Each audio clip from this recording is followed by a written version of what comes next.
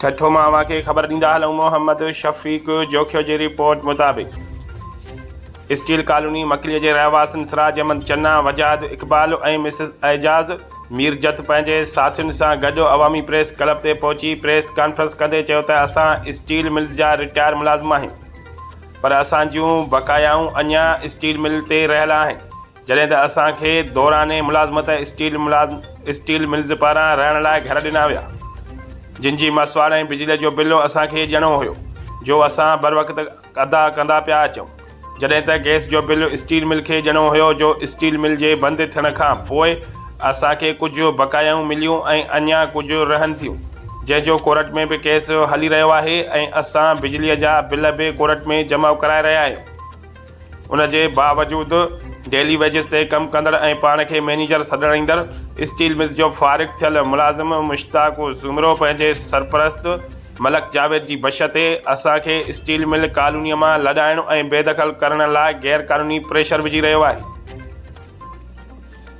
उन्हनि एसएसपी ठठो, डीसी ठठो, सीशन जज ठठो ऐं आला अख़्तियारनि खां मुतालबो कयो त खेसि मुश्ताक ज़ुमरो, मलक जावेद, गनी मांजंद ऐं सरफराज़ ज़ुमरो जे ज़ुल्मनि खां बचाए वञे, गैर क़ानूनी कटियल बिजली ऐं गैस जूं कनेक्शनियूं बहाल कयूं वञनि ऐं असांखे तहफ़ुज़ फराहम कयो वञे। चुनियल सिक्योरिटी लगाइन था, डेली सिक्योरिटी चोरी थी करे इन्हनि खे डीज़ल लीटरनि जी तादाद में 750 लीटर इन्हनि खे डीज़ल थो मिले। छाजो सर गाॾियुनि जो पंहिंजी जेको तो 2 गाॾियूं, हिकिड़ी बस आहे ऐं हिकिड़ी उहा। तव्हां ॿुधायो ॿ जीपूं आहिनि हिननि वटि। हिकिड़ी डबल डोर जीप आहे, हिकिड़ी डैटसन आहे। उन जे मध में हिननि खे 750 लीटर डीज़ल थो मिले। हिकिड़ो असांजो टैंकर हले थो जल्दी में, उहो आउट वे आहे, उनखे बि शायदि हे कोन था ॾियनि।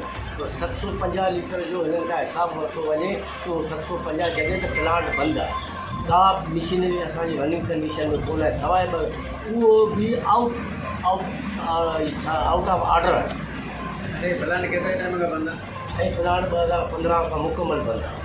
जी हाँ, 8 साल थिया। 8 साल थिया। अॼु बि जबलनि जी कटाई हले थी। 5 लख जो बंदो वठी जेको आहे सो जबलनि जी कटाई गैर कानूनी तरीक़े सां करे विधो। माना हे जेको आहे सो स्टील मिल जे पारां प्लांट बंदि आहे, पर गैर कानूनी कटाई हले थी। तव्हां हलो केरु था हलाइनि? ये हिननि जा माण्हू मंथली था वठनि। हिननि जी माना